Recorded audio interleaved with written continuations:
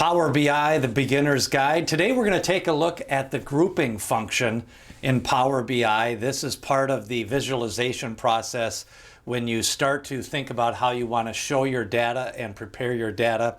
In the reports, the grouping function is pretty easy to learn, but you can use it in a lot of different data sets. So we're going to show you the grouping function in Power BI, taking a look at the beginner's guide. Don't forget to watch more videos in this series as we take a look at the beginner's guide to Power BI. Back in Power BI, today we're going to show you some of the basics of Power BI, and one of these functions that you can really use to start to analyze your data is grouping. We're going to show you how to make a grouping, how to name a grouping, and some of the different ways that you can create that grouping. So we're going to start off by making a visual from our data visualization gallery. If you're on the Home tab and you have all of your data visualizations, we are going to choose the clustered column chart. And the clustered column chart, by clicking on that, that will create the visual.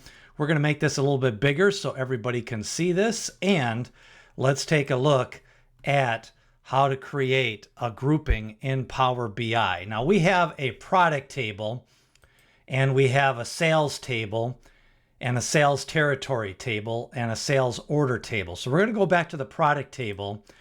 And when we make a visual from our sales table, we're going to bring in total sales. That is our measure.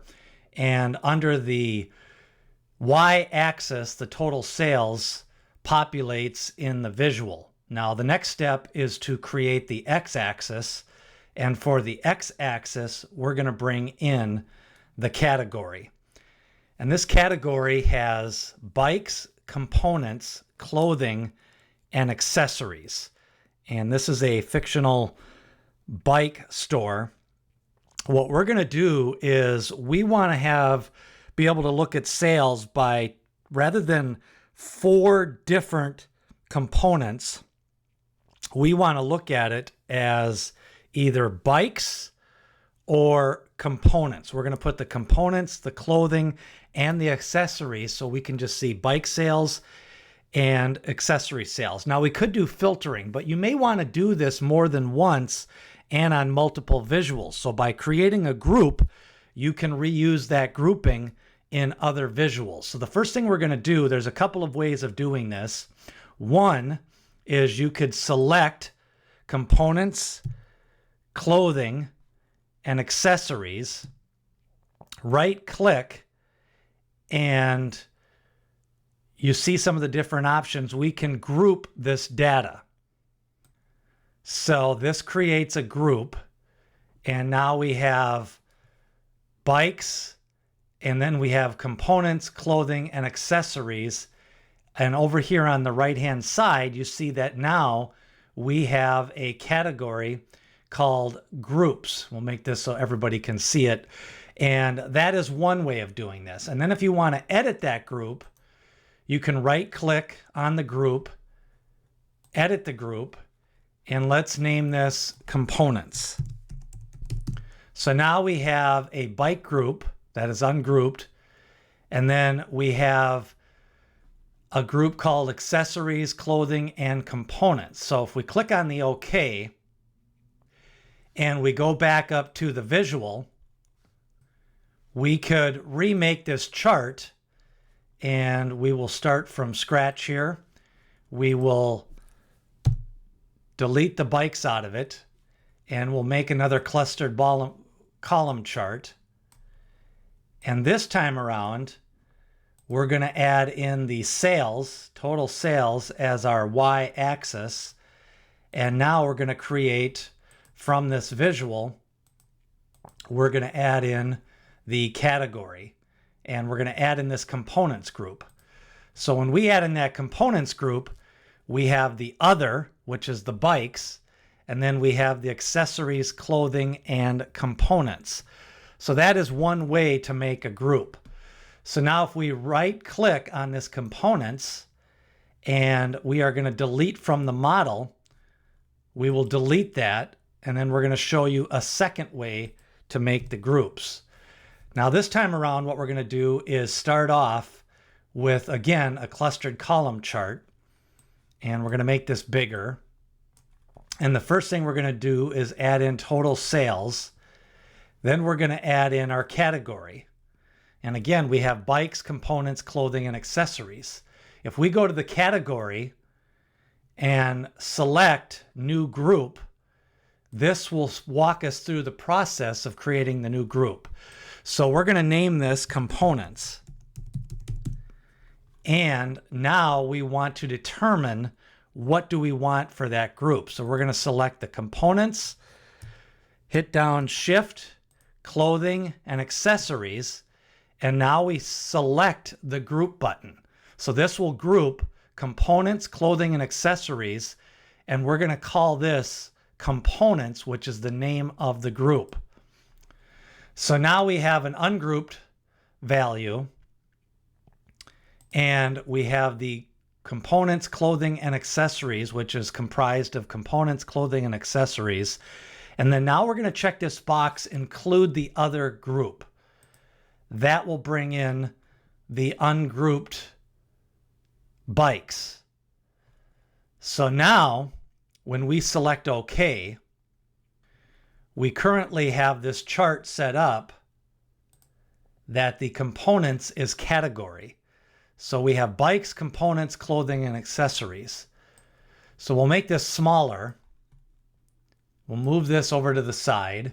And if we go back to the Home tab and create another clustered column chart, we can now bring in from the y-axis, we can bring in total sales.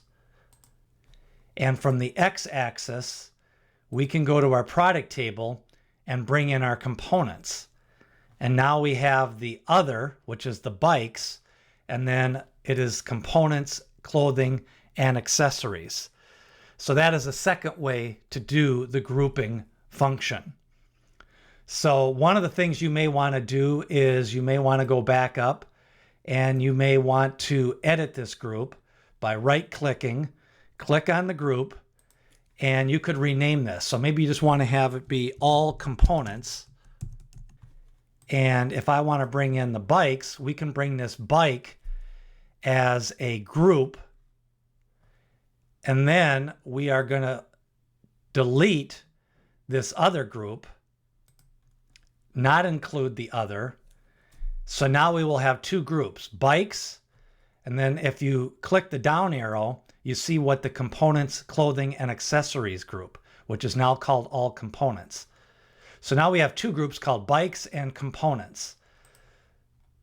So now we hit OK, and the chart updates. We have bikes, we have components, and clothing and accessories. So this is a look at grouping. You can make groups from several different sets of your data.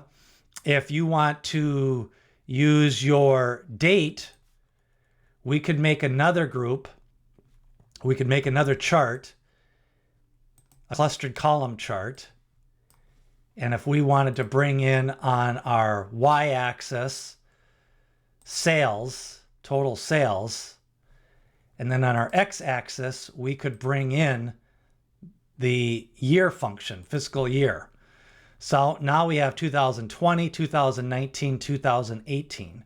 If we go back up to our fiscal year group, we could make a group, call this 2019 and through 2021.